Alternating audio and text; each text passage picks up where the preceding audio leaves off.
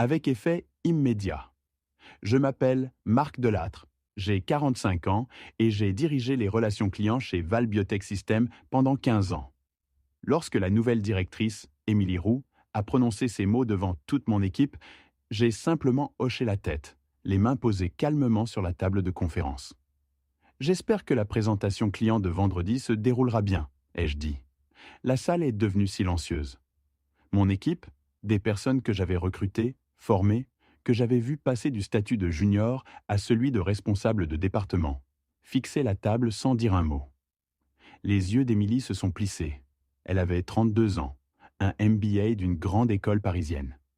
Elle avait été engagée il y a 3 mois pour moderniser les opérations. Elle n'avait encore jamais travaillé un seul jour dans les biotechnologies. « Que voulez-vous dire » demanda-t-elle. Je souris. « Vous le découvrirez. » Je suis allé dans mon bureau et j'ai commencé à faire mes cartons. 23 années de travail résumées dans 2 boîtes en carton, des photos de lancement de produits réussis, des récompenses de clients satisfaits, la tasse que m'avait offerte ma fille, avec écrit dessus « Meilleur papa du monde ». Émilie m'a suivi, se tenant dans l'embrasure de la porte, comme si elle voulait dire quelque chose sans en trouver les mots. « Marc, à propos du compte Synexis. »« Ce n'est plus mon problème, » ai-je répondu en scotchant le premier carton. Elle m'a laissé tranquille après cela. Mon équipe est passée 1 à 1. Ils n'ont pas dit grand-chose, juste des poignées de main discrètes et des promesses de rester en contact. Claire, mon analyste principale, est restée le plus longtemps. « C'est injuste », a-t-elle chuchoté. « C'est le métier », lui ai-je répondu. Mais on savait tous les deux que ce n'était pas que ça. La vérité, c'est que je l'avais vue venir depuis des semaines. Depuis l'arrivée d'Émilie, elle n'avait cessé de me contourner subtilement, en programmant des réunions sans moi, en remettant en cause mes décisions devant les clients. La semaine dernière, elle avait même suggéré à la direction que mes méthodes à l'ancienne freinèrent l'entreprise. Ce qu'elle ignorait, c'est que je tenais des notes détaillées. Chaque attaque, chaque tentative de me mettre à l'écart. Et je m'étais aussi préparé au pire. Car en 15 ans de gestion de compte à plusieurs millions d'euros, on apprend à tout prévoir. J'ai chargé mes cartons dans mon fourgon et suis rentré chez moi. Ma femme, Claire, m'attendait avec un café et ce regard qui disait qu'elle savait déjà ce qui s'était passé. « C'est grave ?» demanda-t-elle. « Ça pourrait être pire », ai-je répondu. Mais assis dans ma cuisine, en regardant ces cartons, j'ai ressenti quelque chose que je n'avais pas connu depuis des années. Pas de la colère, pas de la tristesse. Quelque chose de plus aigu. Émilie avait commis une erreur, une grosse, et elle ne s'en rendrait compte que vendredi matin, quand Synexis Technologies appellerait en demandant où était leur présentation. La présentation que moi seul savais livrer. J'avais commencé chez Val Biotech juste après mes études. À l'époque, c'était une petite société avec de grandes ambitions et encore plus de problèmes.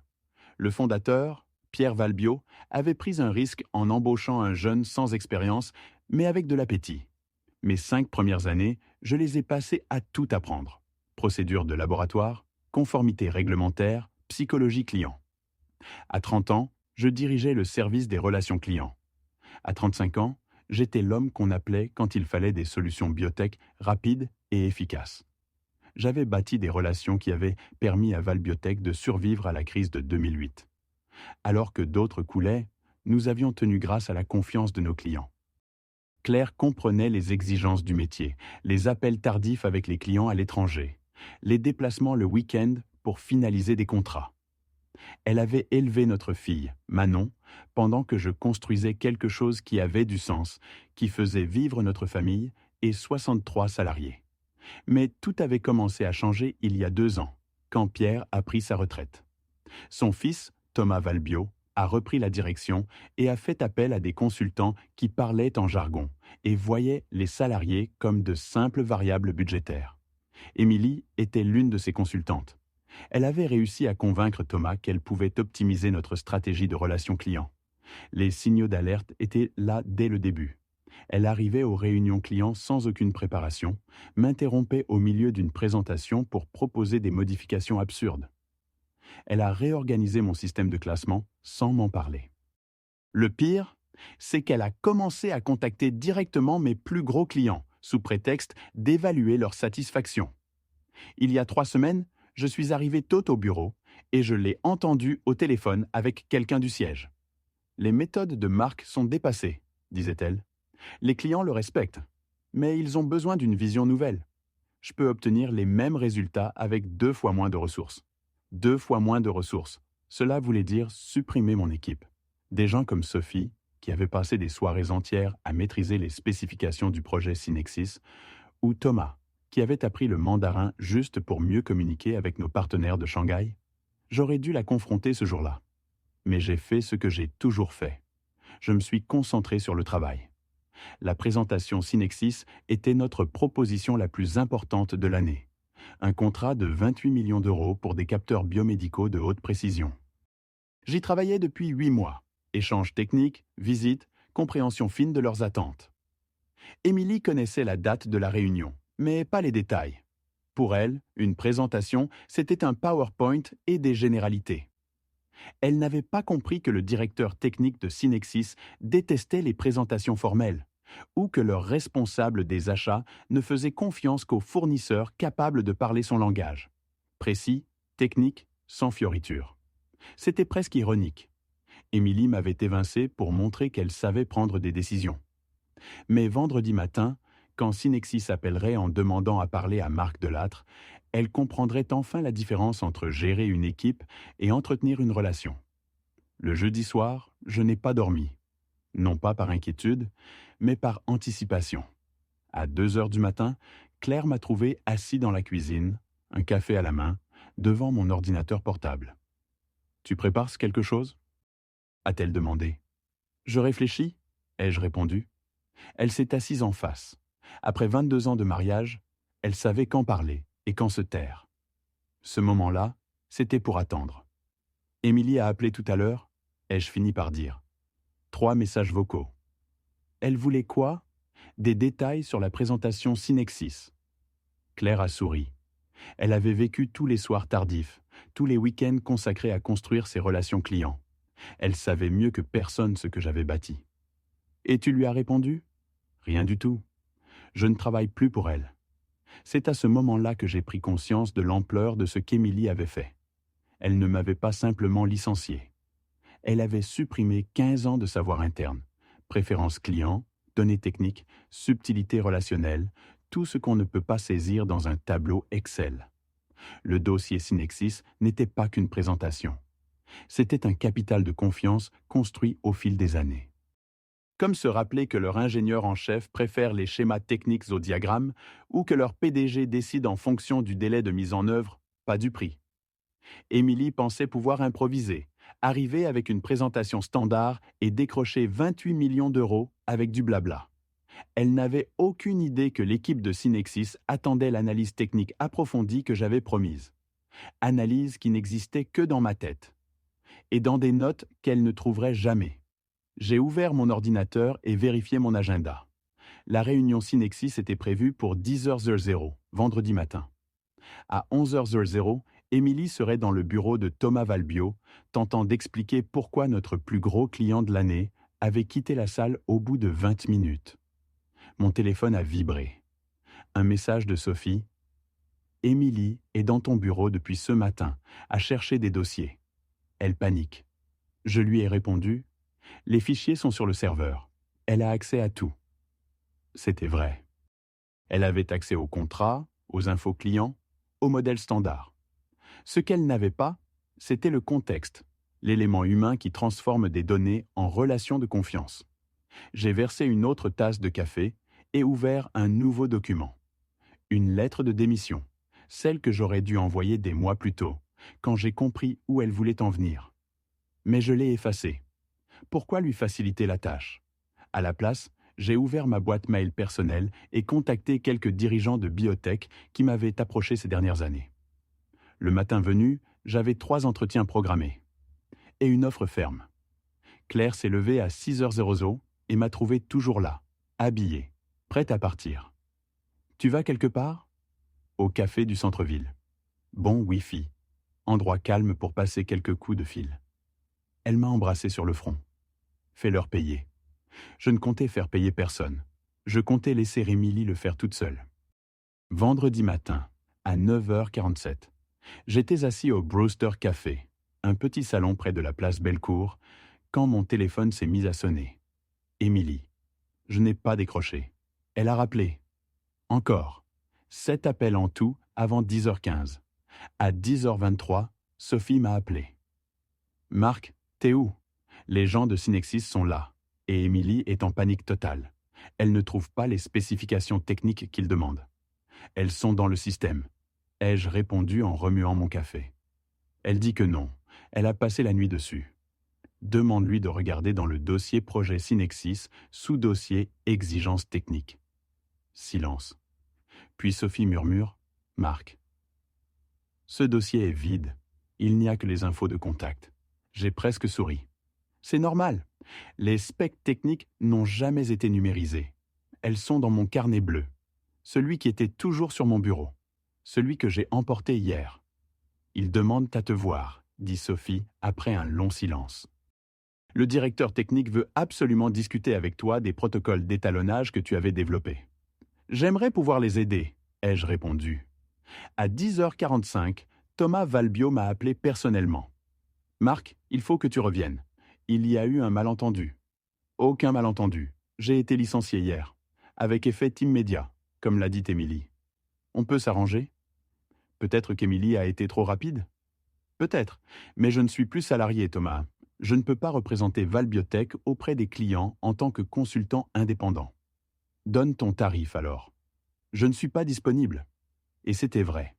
J'avais un entretien téléphonique prévu à 14h avec les laboratoires Noveris. Leur directrice du développement commercial m'avait appelé en personne après avoir reçu mon CV le matin même. À 11h30, selon les textos de Sophie, l'équipe de Synexis avait quitté les locaux. Ils avaient accordé à Émilie 20 minutes pour fournir les documents techniques demandés. Quand elle n'a rien pu présenter de crédible, ils se sont levés, poliment, et ont déclaré qu'ils allaient réévaluer leurs options. Émilie a rappelé à midi. Cette fois, j'ai décroché. Marc, tu dois m'aider. C'est du sabotage. Non, Émilie, ce sont les conséquences. Je peux te signaler pour sabotage interne. Rétention d'informations stratégiques. Quelles informations? J'ai pris mes affaires personnelles. Les carnets sont à moi. Je les ai achetés avec mes propres fonds. Tous les fichiers de l'entreprise sont restés sur le serveur. Tu sais que ce n'est pas comme ça que ça marche? En fait, c'est exactement comme ça. J'ai été licencié sans motif ni préavis. Valbiotech a renoncé à toute collaboration de ma part. Elle a raccroché. 10 minutes plus tard, le service sécurité m'a appelé pour me demander de restituer mes carnets. Je leur ai conseillé de consulter mon contrat de travail. Tout matériel acheté à titre personnel reste propriété personnelle. À 13h30, Claire m'a appelé en riant. Manon vient de m'envoyer un message. Elle a vu qu'Émilie postait sur LinkedIn à propos de « nouvelles opportunités passionnantes chez Valbiotech ». Apparemment, elle essaie de faire passer ça pour une restructuration positive. Et ça marche? 3 de tes anciens clients ont déjà commenté en demandant où tu étais passé. Le bouche à oreille va vite dans la biotech. À 15h, après un entretien très encourageant avec les laboratoires Noveris, j'avais ma réponse à la question d'Émilie sur le sabotage. Ce n'était pas du sabotage. Saboter, c'est chercher à nuire activement. Moi, je m'étais contenté d'emporter mes compétences avec moi. Que le département s'écroule ensuite, c'était le résultat de ses choix. Elle n'avait pas pris le temps d'apprendre le fonctionnement réel de l'équipe. Elle avait viré le seul qui comprenait les rouages complexes des grands comptes. J'avais passé 15 ans à construire quelque chose de solide. Elle avait mis 15 minutes à le détruire. Maintenant, elle découvrait ce que valait réellement ce savoir. Mon téléphone vibra. Un autre message de Sophie. Synexis a rappelé. Ils veulent savoir si tu es disponible pour une consultation en freelance. Ils sont très mécontents du manque de préparation de Valbiotech. Je répondis, je ne suis pas disponible, mais ils devraient peut-être envisager Noveris pour leur projet en biotech. Parfois, la meilleure revanche, c'est simplement laisser les gens affronter les conséquences de leurs propres décisions. Samedi matin, un appel m'apporta une autre pièce du puzzle. Thomas, mon ancien collègue basé à Shanghai. Marc, je dois te dire quelque chose. J'aurais dû t'en parler plus tôt. Je me suis servi un café et me suis assis. Je t'écoute. Émilie a contacté nos clients internationaux. Pas pour construire une relation, mais pour récolter des infos. Conditions de contrat, date de renouvellement, prix. Des choses qu'elle aurait dû trouver dans le système. Tout s'éclairait. Quoi d'autre? Elle m'a demandé de lui envoyer tous mes échanges avec les clients. Pour un prétendu audit qualité. Quand je lui ai dit que tout était enregistré dans le CRM, elle a insisté pour avoir les originaux. Une sensation glaciale m'a envahi. Tu les as envoyés? Non? Mais Marc, je pense qu'elle essayait de monter un dossier contre toi. Elle voulait prouver que tu cachais des infos ou que tu gérais mal les comptes. Ça expliquait beaucoup. Ces questions, son faux intérêt pour mes méthodes. Elle ne voulait pas apprendre. Elle voulait remplacer et contrôler. Il y a autre chose, continua Thomas. Hier, après la débâcle Synexis, elle a réuni l'équipe en urgence. Elle a dit que tu avais volontairement caché des infos pour nuire à l'entreprise. Et là, Sophie l'a arrêté net. Elle a rappelé que tu avais proposé de former Émilie dès son arrivée et qu'elle avait refusé en disant vouloir développer ses propres méthodes. Je me souvenais parfaitement de ce moment. 3 mois plus tôt, j'avais passé tout un week-end à préparer des dossiers de formation. Profil client, habitudes de communication, exigences techniques. Elle y avait jeté un œil avant de dire que la gestion relationnelle, à l'ancienne, n'était pas adaptée au monde moderne. Et l'ambiance au bureau? Ai-je demandé. Tendue. Thomas Valbio a convoqué une réunion générale pour lundi. On dit qu'il va faire venir des consultants externes pour évaluer la crise des relations clients. Quand Thomas a raccroché, je suis resté là, pensif. Émilie ne m'avait pas seulement évincé par impulsion. Elle préparait ça depuis des semaines. La présentation Synexis était censée valider sa méthode. Un succès lui aurait donné raison. Au lieu de ça, elle avait exposé son incompétence. Mon téléphone a sonné. Laboratoire Noveris. Bonjour Marc, ici Patricia Chen. Pardon, Patricia Holloway. Nous aimerions organiser un entretien physique dès lundi. Votre parcours nous a beaucoup impressionnés. Pour être franche, nous observons avec une certaine inquiétude ce qui se passe chez Valbiotech. Plusieurs de nos partenaires évoquent des perturbations dans le suivi commercial. Nous cherchons quelqu'un qui comprend que le développement client repose sur la relation, pas seulement sur des tableaux de bord. Quand elle a raccroché, j'ai su, Émilie m'avait rendu service. Pendant des années, j'étais resté à Valbiotech. Bon salaire, habitudes confortables, relations solides. Mais j'avais cessé d'évoluer. Je m'étais accroché à ce que j'avais construit au point d'oublier qu'ailleurs, il restait encore tant à bâtir. Claire m'a trouvé dans le garage cet après-midi-là, en train de ranger des outils que je n'avais pas touchés depuis des mois. Journée productive? Éclairante, ai-je dit. J'ai un entretien lundi avec Noveris. Ils proposent une augmentation de 20 et des parts dans l'entreprise. C'est formidable. Mais tu n'as pas l'air heureux. J'ai reposé la clé que je tenais. Je pense à mon équipe. Sophie, Thomas, les autres. Ce sont de bonnes personnes prises dans le chaos d'Émilie. Tu ne peux pas sauver tout le monde, Marc. Tu peux seulement choisir ce que tu feras ensuite. Elle avait raison. Émilie avait fait ses choix. Elle devrait en assumer les conséquences. Mon travail, désormais, c'était de faire de meilleurs choix pour mon avenir. Lundi matin, j'ai mis mon plus beau costume et je me suis rendu au siège des laboratoires Noveris, dans le centre de Lyon. L'entretien a dépassé toutes mes attentes. À midi, j'avais une offre officielle. Directeur des relations clients, 25 de salaire, avantages complets et prime de signature suffisante pour couvrir 2 années de frais universitaires pour Manon. J'ai accepté immédiatement. En sortant, je me suis senti plus léger que depuis des mois. Pas pour l'argent, pour les possibilités. Noveris connaissait une forte croissance, signant des contrats avec des géants pharmaceutiques et des instituts de recherche. Ils avaient besoin de quelqu'un qui savait bâtir des relations durables dans un environnement compétitif. Quelqu'un comme moi. Un SMS de Sophie. Les actions de Valbiotech ont chuté de 3 ce matin. La rumeur Synexis commence à se propager. Je n'étais pas surpris. Dans la biotech, la réputation voyage vite. Perdre un grand compte par manque de préparation, et les autres commencent à douter. La modernisation d'Émilie commençait à ressembler à de l'incompétence. Mardi, Le Progrès publiait un article annonçant que Synexis Technology avait sélectionné Noveris pour son projet de biocapteur. Le contrat de 28 millions d'euros sur lequel j'avais travaillé pendant 8 mois allait désormais à mon nouvel employeur. Mercredi, Thomas m'appela depuis Shanghai. Thomas Valbio a licencié Émilie hier, avec effet immédiat. Et l'équipe? Du soulagement surtout. Mais certains parlent d'un nouveau consultant externe pour auditer le service.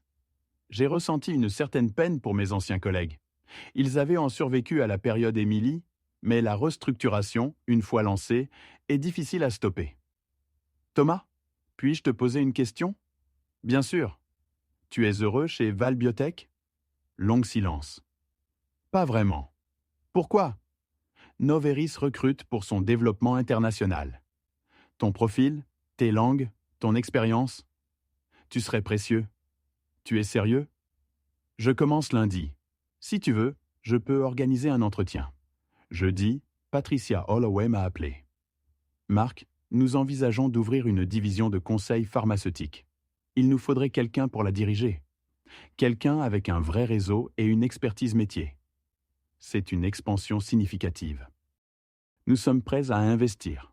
Reste à savoir si vous connaissez quelqu'un qui aimerait construire quelque chose depuis zéro. J'ai pensé à Sophie, à son expertise réglementaire, à ses ambitions bridées, aux 3 promotions qu'Émilie lui avait refusées. Je crois que j'ai quelqu'un en tête. Vendredi après-midi, je suis retourné au Brewster Café, le même où j'avais vu s'effondrer le monde d'Émilie une semaine plus tôt. Cette fois, j'y retrouvais Sophie. Marc, je n'arrive pas à croire ce que tu me proposes. Tu ferais partie de l'équipe fondatrice de la nouvelle division Conseil de Noveris. Directrice, avec autonomie totale, salaire compétitif et la chance de bâtir quelque chose de neuf. Et Thomas? Déjà engagé. Il commence lundi comme responsable du développement international. Sophie a fixé sa tasse un long moment. Hier, Thomas Valbio m'a proposé ton ancien poste, responsable des relations clients. Tu vas accepter? J'allais le faire. Jusqu'à maintenant. Val Biotech va s'en sortir. Ils vont recruter, reconstruire. Mais ça prendra des années. Noveris avance. Avec ou sans nous? La seule vraie question c'est, veux-tu réparer quelque chose de cassé? Ou construire quelque chose de nouveau? Elle a souri. Pour la première fois depuis que je la connaissais. Quand est-ce que je commence? À la fin de la semaine, Noveris avait recruté 3 anciens de Val Biotech. Pas par démarchage, par opportunité. Nous ne fuyions pas quelque chose. Nous allions vers mieux. Émilie nous avait tous appris une leçon essentielle, la différence entre gérer des gens et les diriger. Maintenant, c'était à notre tour de mettre cette leçon en pratique. 3 mois plus tard, je siégeais dans une salle de réunion des nouveaux bureaux de Noveris avec Patricia Holloway, le comité exécutif. Les résultats trimestriels étaient excellents. Division de conseil pharmaceutique, 200 développement international, 150 taux de satisfaction client. Record historique. Marc, votre équipe dépasse toutes nos prévisions, dit Patricia. Rien que l'intégration de Synexis nous a déjà valu 5 nouvelles demandes de contrat. Sophie, désormais directrice du pôle conseil pharmaceutique, sourit de l'autre côté de la table. L'homologation réglementaire s'est déroulée mieux que prévu. Et quand les clients voient ce niveau d'efficacité? Le bouche à oreille fait le reste. Thomas était en visioconférence depuis Shanghai où il finalisait un partenariat avec un grand hôpital de recherche. L'expansion internationale est en avance sur le calendrier. On vise 3 nouveaux marchés pour le prochain trimestre. Et moi? Je repensais à ce matin-là, dans la salle de réunion de Val Biotech où tout avait basculé. Et je réalisais que parfois, ce n'est pas la fin qui compte. C'est ce qu'on choisit d'en faire. Ce jour-là, en fin d'après-midi, j'ai reçu un email inattendu. Thomas Valbio voulait me voir. Un café, disait-il. Nous nous sommes retrouvés au Café du Passage, là où tout avait basculé une semaine plus tôt.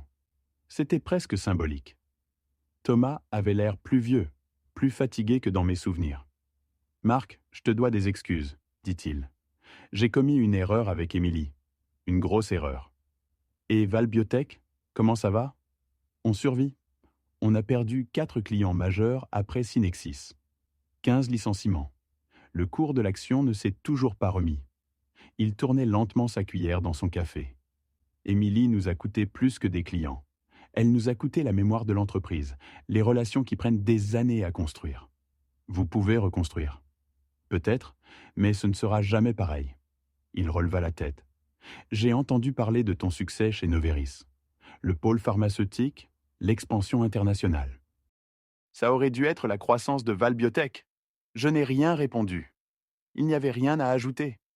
Tu envisagerais de revenir? Je peux t'offrir le poste d'Émilie. Directeur général adjoint, avec autorité sur les relations clients, le développement, tout. Je suis bien où je suis, Thomas. Doublement de salaire. Ce n'est pas une question d'argent. Il s'adossa dans son fauteuil. Alors c'est quoi? La confiance. Quand tu as engagé Émilie, tu as choisi de croire que les relations ne comptaient pas, que l'expérience pouvait être remplacée par de l'optimisation. C'était ton choix. J'avais tort? Oui, mais les dégâts sont faits. Tes clients ne font plus confiance à Valbiotech. Tes salariés ne font plus confiance à leur direction. Et moi, je ne te fais pas confiance pour ne pas refaire la même erreur. Thomas est parti sans finir son café. En le regardant s'éloigner, j'ai ressenti quelque chose que je ne m'attendais pas à éprouver. De la pitié. Il avait appris, au prix fort, la valeur de l'expérience et de la loyauté. 6 mois après mon départ, Noveris annonçait une acquisition majeure, l'intégration des pôles de conseil de 3 autres sociétés biotech. La plus grande structure indépendante de conseil pharmaceutique en France était née. Je fus nommé directeur général du développement stratégique. L'annonce fit la une du Progrès, édition Affaires. L'article mentionnait mon ancien rôle chez Valbiotech et notait que mon départ avait précédé leurs difficultés actuelles. Quant à Émilie Roux, selon LinkedIn, elle avait rejoint une start-up à Grenoble. Son profil mettait en avant ses compétences en transformation organisationnelle. Aucune mention de Valbiotech, ni de ce qu'avait donné cette transformation. La justice était presque poétique. En essayant de prouver que les relations ne comptaient pas, elle avait détruit celles qui faisaient la force de Valbiotech. En prétendant que l'expérience était interchangeable, elle avait éliminé ce qui donnait à l'entreprise sa valeur. Sophie et Thomas s'épanouissaient dans leur nouveau poste. L'équipe que nous avions construite chez Noveris incarnait tout ce qu'Émilie prétendait vouloir créer. Efficacité, performance, rentabilité. Mais avec une différence essentielle, nous avions bâti cela sur la confiance, le respect mutuel et la transmission du savoir, pas sur des anglicismes creux et des restructurations aveugles. La semaine dernière, Manon m'a appelé depuis l'université. Elle avait une nouvelle qui valait bien tout le reste. Papa, notre prof de management, a utilisé ton histoire comme étude de cas, sur l'importance de la mémoire d'entreprise et des relations clients. Elle a appelé ça l'erreur Valbiotech. Et tu lui as dit quoi? Que tu dis toujours que la meilleure revanche, c'est d'avancer. Claire, comme toujours, avait eu raison. On ne peut pas sauver tout le monde. Mais on peut choisir ce qu'on fait ensuite. 6 mois plus tard, le conseil d'administration de Valbiotech forçait Thomas Valbio à quitter la direction, après une série d'échecs commerciaux et des pertes financières croissantes. La start-up d'Émilie fermait ses portes 8 mois après sa création, la laissant justifier ce « trou » dans son CV à des recruteurs de plus en plus sceptiques. La transformation organisationnelle qu'elle avait vantée devenait un exemple à ne pas suivre, cité dans des cours de gestion partout en France. Parfois, les victoires les plus satisfaisantes sont celles où vous n'avez même pas besoin de frapper.